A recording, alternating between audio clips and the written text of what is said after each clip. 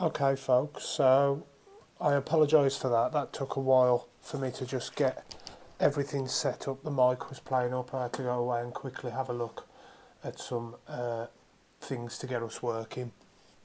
So, I don't know how many of you there are in the chat. I don't know if there's anybody, in fact. However, I thought we'd just go through the structure of DNA, RNA, DNA replication, transcription and translation as per what Casey asked me to do yesterday, but we ran out of time. So we'll start with the structure of DNA and RNA. So the structure of DNA and RNA. Okay, we'll start with this because this is something that people often overlook, but it's a really important part of understanding how DNA is built up.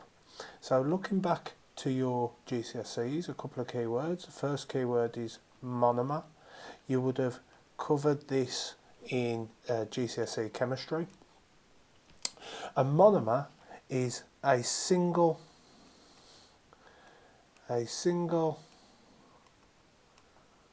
unit that can be joined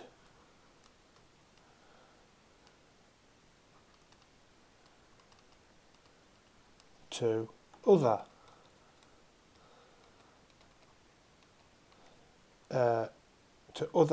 similar or the same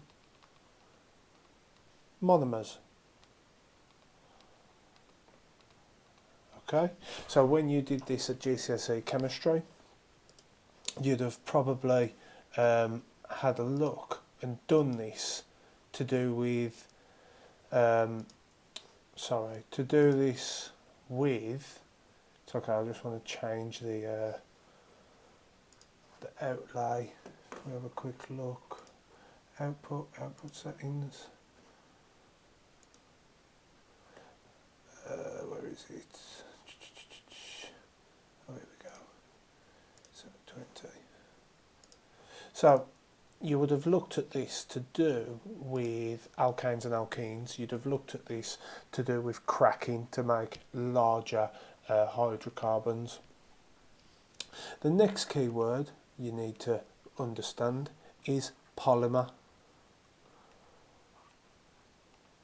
Polymer. Now, a polymer is a chain of joined repeating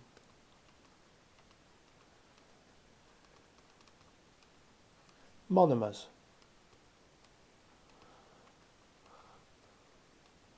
Now, that is exactly what DNA and RNA are. They are polymers. They are polymers of monomers. Okay, so we say that in DNA and RNA we have the monomer, which is nucleotides, and they're joined together to form a polynucleotide, a polymer of nucleotides. So we can say DNA and RNA are polymers of nucleotides. Now, just to be clear, the nucleotides are our monomer. So that's our monomer. Whereas the polymer of a DNA or RNA is known as a polynucleotide. Polynucleotide. Okay? So, if we look at the structure of a nucleotide, okay? If we look at the structure of a nucleotide, remember, these are monomers. These are monomers that can be joined together to form polynucleotides, to form DNA and RNA. What we've got in any nucleotide is we have something called a phosphate group, or just the phosphate. So we've got a phosphate, we've got a sugar. Now in terms of DNA, these are pentose sugars. They have 5 carbons in them. So we've got a sugar, and coming off the sugar we've got a base. Okay, we've got a base. These are all joined together, and that forms what we know as a nucleotide. So we've got the phosphate joined to the sugar, which is joined to the base. This is one nucleotide. Okay. Now the difference is, in fact we'll circle this, so this is one nucleotide. All these joined together make up a nucleotide. Okay, remember these are monomers that can be joined together to form a polynucleotide, which is DNA and RNA. Okay, just a couple of differences in terms of the structure of DNA and RNA. So there's a couple of differences between the nucleotides of DNA and the nucleotides of RNA. Now this is again a very common question that you can be asked. Okay, in DNA we have deoxyribose sugar. So we have deoxyribose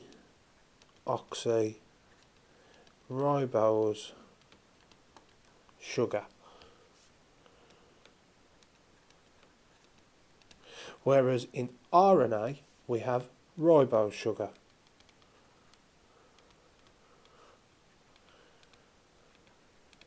Okay.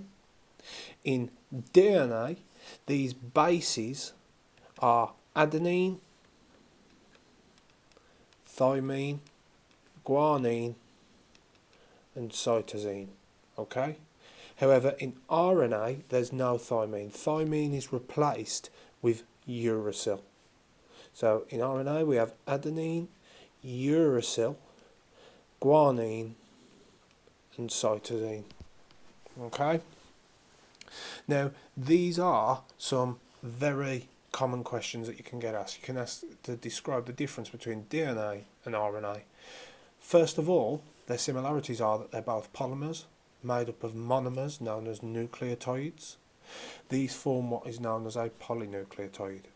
Nucleotides consist of a phosphate, a sugar, and a base.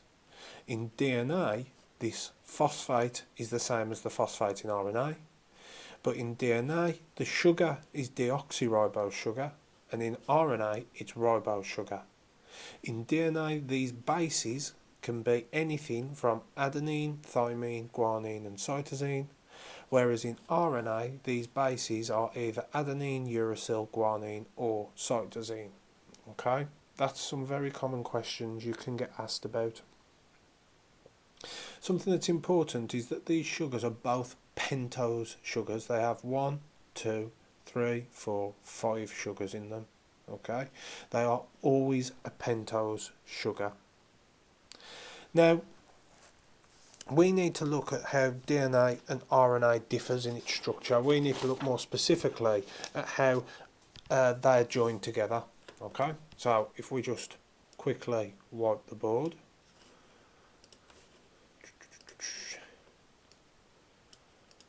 Let's have a look if anybody's actually here, or am I just talking to myself as usual? Oh, 4 of you, hello.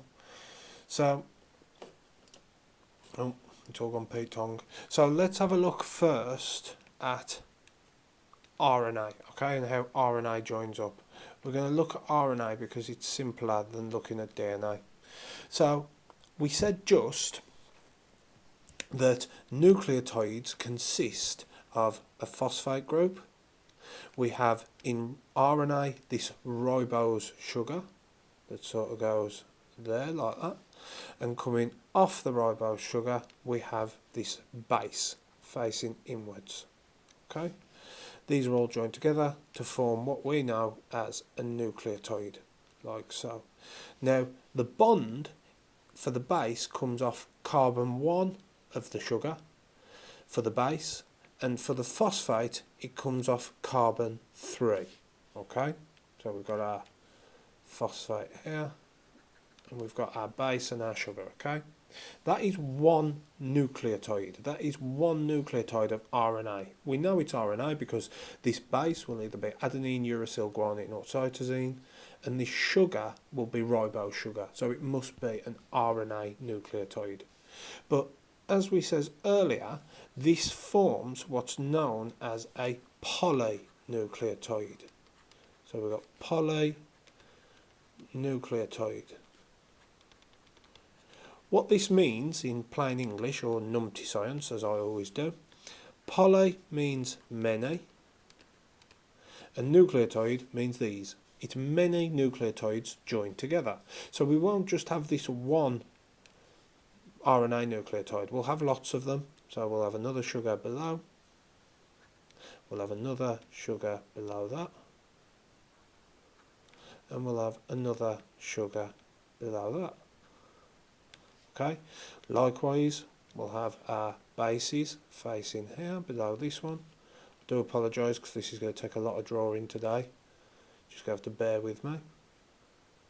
And we've got our phosphates off each one down here coming off carbon 3.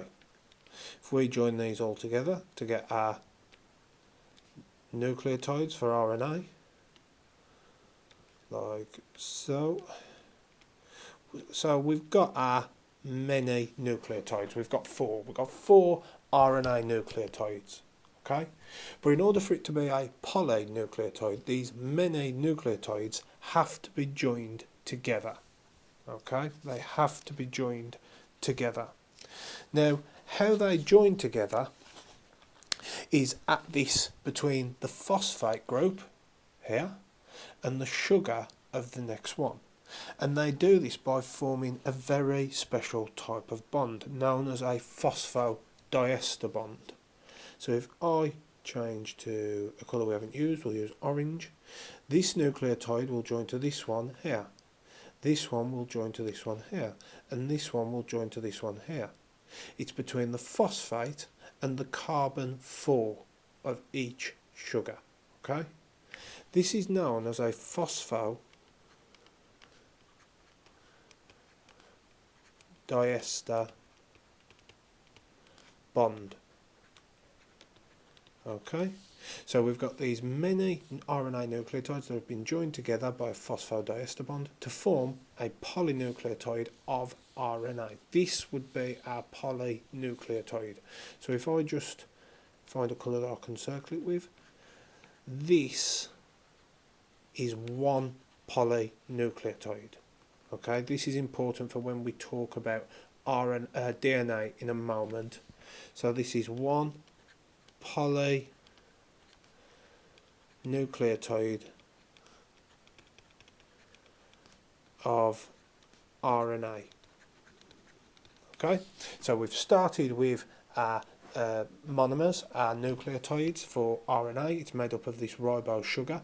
It's got a phosphate, and these bases can be anything between adenine, guanine, cytosine and uracil. So this might be A, this might be G, this might be C, and this will be U. Okay, now this is RNA. RNA has some very specific properties that you need to know about for your exams. Okay, so the properties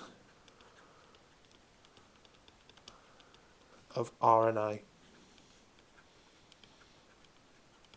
these are things that make it different from DNA. First of all, it's single-stranded. So there is only one polynucleotide in RNA. There isn't two like we have in DNA. There is only one polynucleotide. Next thing is that it is short. It's made in short chains. Okay, it's not very long. And the main thing is with RNA is that it has these exposed bases that allow it to have various uses. That's why we have things like mRNA, tRNA, rRNA. Okay, so it has exposed bases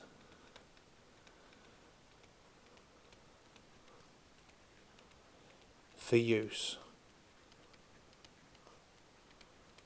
Okay, so it's these exposed bases that allow RNA to do its various jobs around the body, particularly within cells. Okay, so that's RNA. That's RNA.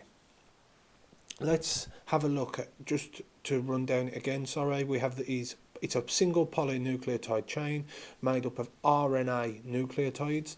An RNA nucleotide consists of a ribose sugar bound to either adenine, guanine, cytosine or uracil.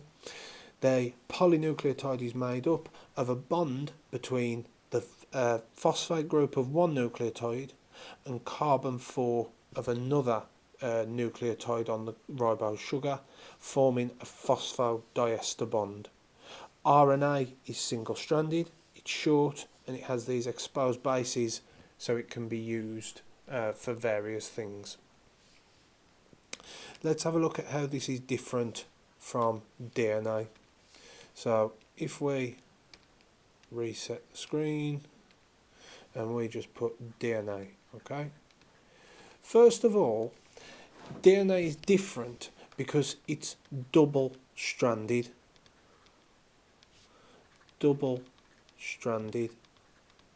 Okay? It consists of 2 polynucleotides. So it's 2 polynucleotides. So remember we said polynucleotides means a chain of nucleotides joined together.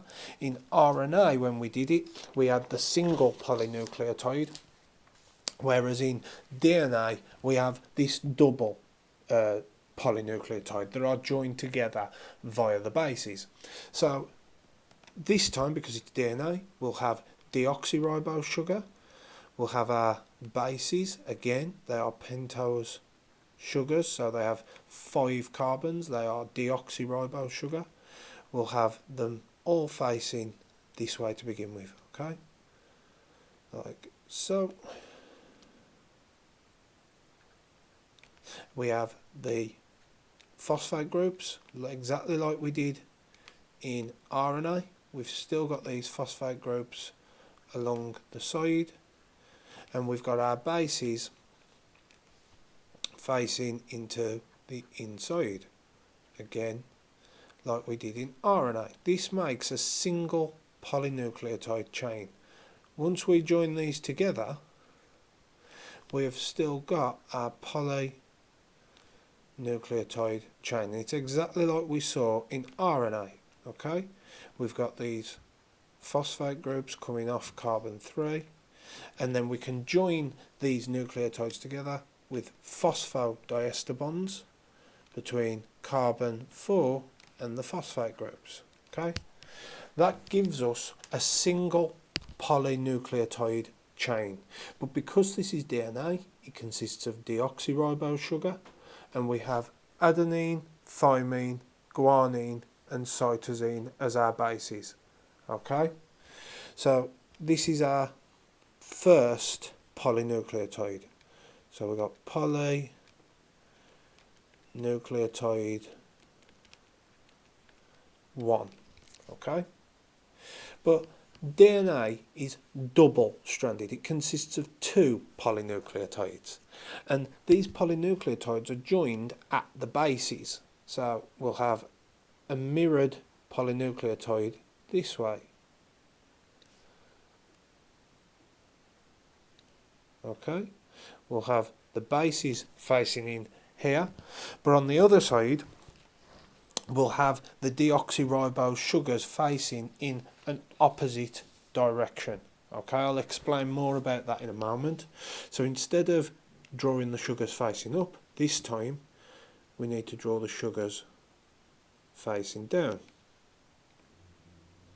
I like to think of these as an arrow, so I can remember how to draw the structure of DNA more efficiently. Okay, just helps me remember. On one side it's going up, on the other side it's going down. So we've still got our phosphates coming off this third carbon, but because they're facing a different way, it'll face the phosphates will be up this end rather than down this end. So we've got the bases attached to this chain, and we've got the phosphates added on to each of the sugars like so.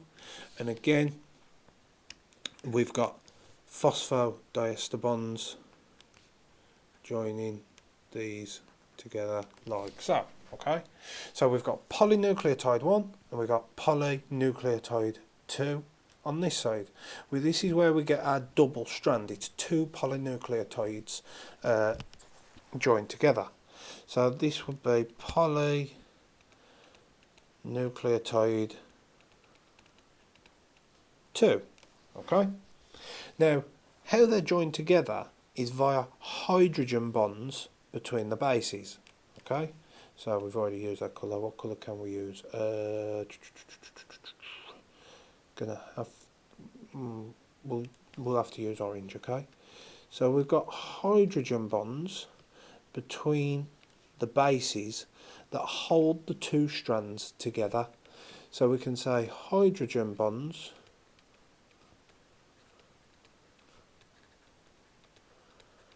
between the bases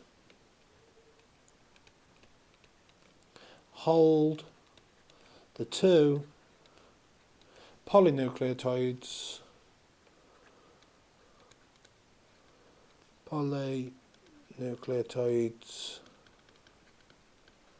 together.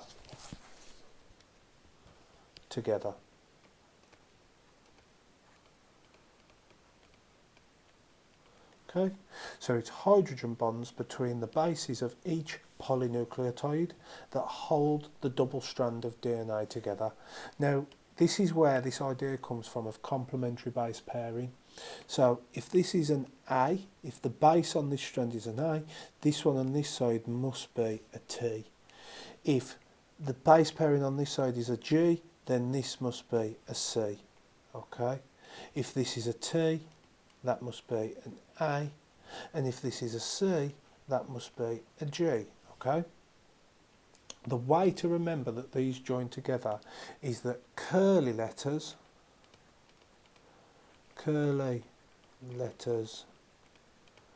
join, so that is G and C because they both have a curl in them, and therefore that then leaves A and T on their own, so they must bind. Now remember, in RNA the T is replaced with uracil, so A would always join to U, or U would always join to A if you've got RNA. We'll talk about that a bit later on. Now, one thing I did say I'd explain is that you have this direction of the DNA. Each strand is in an opposite direction. Okay, now we say that this strand goes from a 3' end up to a 5' end. This allows us to understand where the direction of the DNA. What this refers to, this 3 and 5, is that the 3' end is this third carbon here. So you've got carbon 1, carbon 2, carbon 3. That's the 3' end. Whereas this one is referring to this carbon at the top, the 5th one. So you've got 1, 2, 3, 4, 5, 5th carbon. Therefore, on this end, this will be the 3' end, and this will be the 5' end. Okay, so these run in opposite directions to each other. This is so that the strand can be stable. It's so that it can make bonds this way. Okay, that's all you need to know in terms of A level. So long as you know that one runs from 3' to 5' and this one goes from 3' to 5' in that direction, you'll be okay. I always remember but the 5' end is the arrow, it's the biggest number, so it's a way of, this sugar is pointing upwards, it's saying the numbers are going up, so the numbers are going up this way, so this must be 5, and the numbers are going up this way, so this must be 5 here. Okay, so that's DNA. I wish I could stop clicking that like that. That's DNA and its structure. Okay, that's all you pretty much need to know. The any other idea or any other definition really is complementary pairing. Complementary base pairing. What this is this idea here. It's the if we want to define it, the definition I've got is the consistent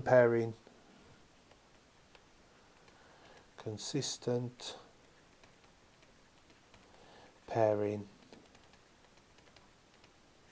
of adenine with thymine and guanine with cytosine. Okay, so that is complementary base pairing. Now, the next thing we need to talk about, which is going to take quite a bit of drawing, is DNA replication. Sometimes your DNA gets damaged and it has to replicate, it has to repair itself. Other times, such as through mitosis and meiosis, which we spoke about yesterday, during interphase, this DNA needs to be doubled. It needs to be doubled before the cell divides. Okay, now you need to understand the process of cell division, I'm afraid, and it's going to take quite a bit of drawing, so you're going to have to bear with me. I will try my best with this pen, but it's quite weird to draw with. I'm not the best at art, so right then. So if we do this as a giant diagram, so we'll start at the top. We've got A, C and T. So if we say these are some of our bases, we've got A, we got C, and we got T. If these have their complementary bases on the other side, if that's A, this will be T.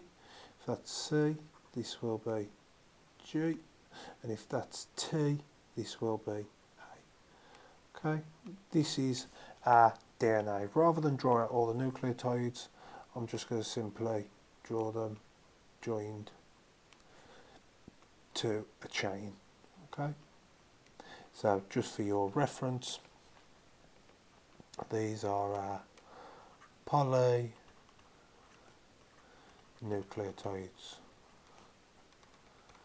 So that's polynucleotide 2, and this will be polynucleotide 1. Polynucleotide 1. Okay. So as well, just for reference, this can be our 5' end. So that's our 5' end. This will be our 3' end. Okay. We've got hydrogen bonds holding these in place. Now, the first enzyme you need to know about in terms of DNA replication is an enzyme known as DNA helicase. DNA helicase. Okay, so we'll go with an arrow, DNA helicase. Now, DNA helicase is an enzyme that breaks the hydrogen bonds between the two polynucleotide chains. It breaks these hydrogen bonds here. Therefore, it allows the two strands to come apart. So DNA helicase unzips the DNA by breaking hydrogen bonds between bases.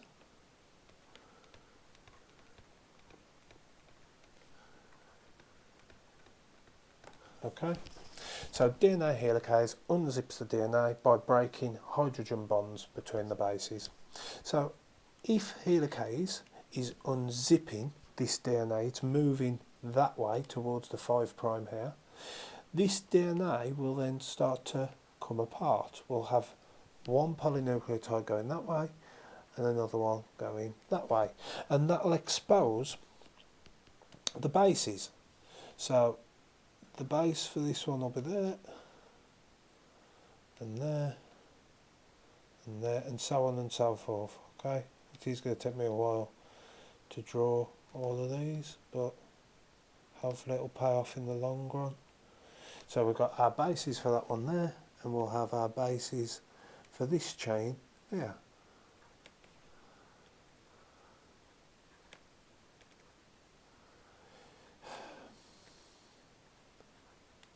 Like so.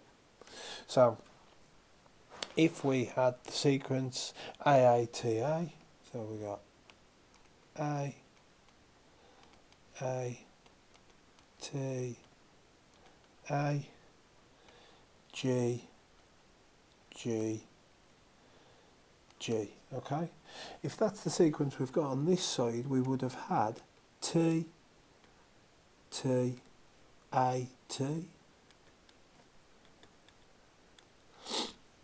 C, C, C. So C, C, and C. Okay, if we join all this back up like so. So our DNA's come apart and it's exposed these bases. Helicase has unzipped the DNA, exposing the bases on both polynucleotide chains. Okay, like so. Next thing that joins, second thing that happens once this is open, is we get some special proteins called SSB proteins joining to the DNA. Okay, so we'll have an SSB protein here, an SSB protein here, here, and here. So SSB protein. Okay. Now what SSB proteins do is they prevent this chain that's been pulled apart from joining back together. They hold the chains apart. Okay, they hold the polynucleotides apart. So SSB proteins hold polynucleotide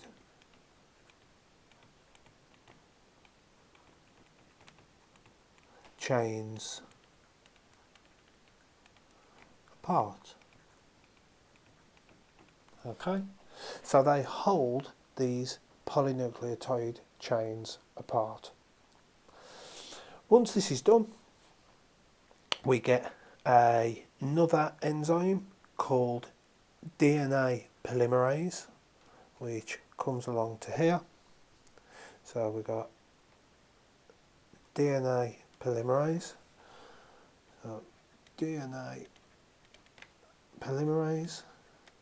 Now, if you think of the keywords that I told you earlier, poly means to make a chain, so DNA polymerase makes a new chain of DNA using this strand as a template. So what it will do is it will move from here, from the 3' towards the 5' end. Okay, so it works from 3' to 5' direction.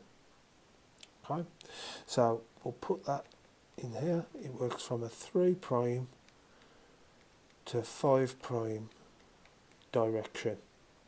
Okay, we need to remember that for when we come to this strand in a moment. When it works in that direction, what it will do is it will build up a new strand of DNA on top of the old strand. So we'll have our bases here again. This will be a T, T, A, T, C, C, and C. It'll build this new strand of DNA. Okay, I'm going to use orange so we can see the difference, like so. Okay, now if you think about it, if we put the letters in, we've got A and T, we've got A and T, we've got A, we've got T, we've got C, C and C. This strand is now identical to what this would have been when it joined up. It isn't different at all, it's exactly the same. Okay, just make sure you're all, no one's saying so, we can't hear you, stop. Okay, so we've got these chains that are exactly the same. On the other side, this is known as the lagging strand. Now the reason this side is known as the lagging strand is because DNA polymerase only works in a 3' to 5' direction. So on this strand over here, the first one we just did, which is the leading strand, we've got 3' here, 5' here, and DNA polymerase can work behind DNA helicase, so as this unwinds it, DNA polymerase makes a new strand. On this side, DNA polymerase is going to struggle because it can only work in that direction. It can only work from 3' here to the 5' down here. It has to work in the opposite direction. This is known as the lagging strand. So on this strand, DNA polymerase works from here, so that's DNA polymerase. It works from this end down to this end. Now, this causes a problem because on this side, as I says, DNA helicase can keep moving up and up and up the DNA, unwinding it, while DNA polymerase follows it and makes a new strand. However, on this strand, as the helicase moves this way, DNA polymerase is moving this way. And eventually it'll just come to the end and fall off, and there'll be all this part that hasn't been sequenced, it hasn't been replicated.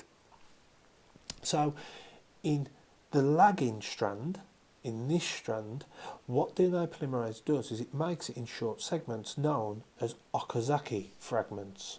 Okay, so what colour we use? We'll go grey. So for this one, it would make 1, 2, 3. It would make these 3 bases to form what's known as an Okazaki fragment. It would then make another Okazaki fragment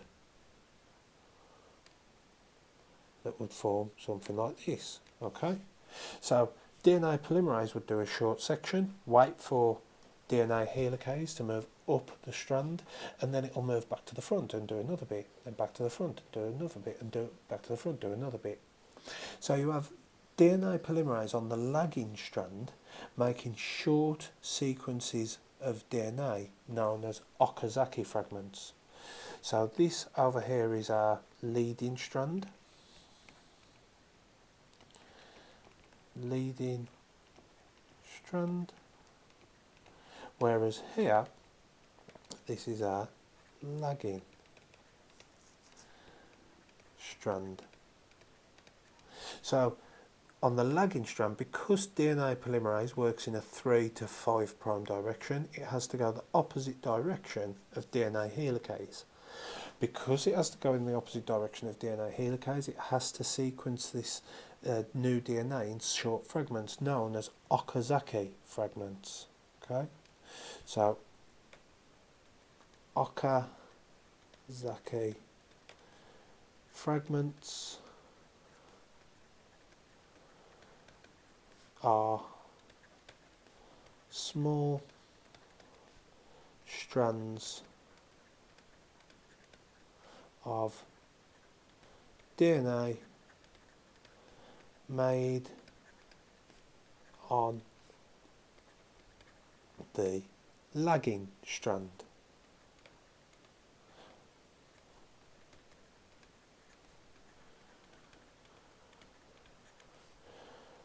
Of DNA.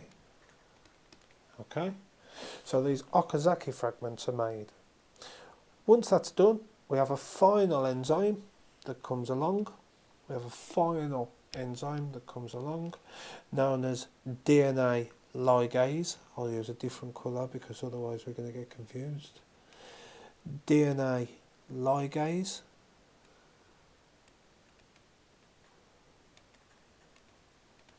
DNA ligase, which comes along, and in biology, lig to ligase means to join.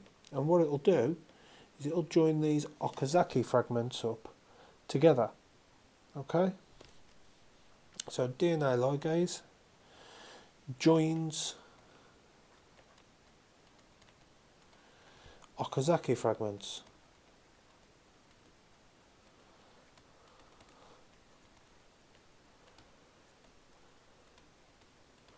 And what you're left with, if we add the letters into this, into the Okazaki fragment, so if that's a T, that will be an A. If that's a T, A. We've got a T, we've got an A, we've got a G,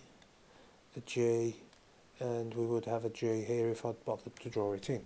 So if we look at this now, what we've got is we've got two strands of DNA that are identical to each other. They are identical. Okay, there is no difference between them. For this reason, we say that DNA has semi-conservative replication. So, semi-conservative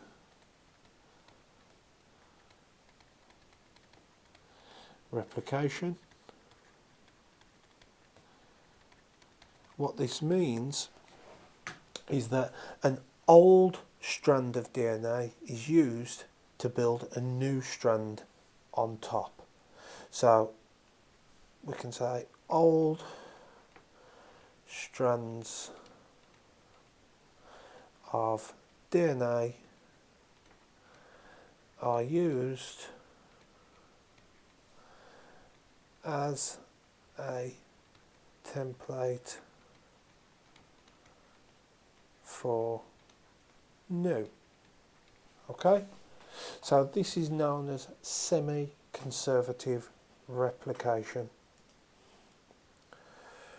Right then, so I'm not falling for that one again. So that's the structure of DNA and RNA. That's DNA replication. I do apologise for the beginning of the video. It took so long for me to get set up. I'll send out an email in a bit saying when the next one will be. To be honest with you, I'd rather finish the session today because we've gone over a lot. Just make sure you're happy with the structure of nucleotides and how they join together to form DNA. Next session I'll be looking at transcription and translation. If you have any further questions you want me to go over or anything you want me to go over between in another session, please send me an email and I'll get it done for you. I hope that's been helpful. Thank you for bearing with me.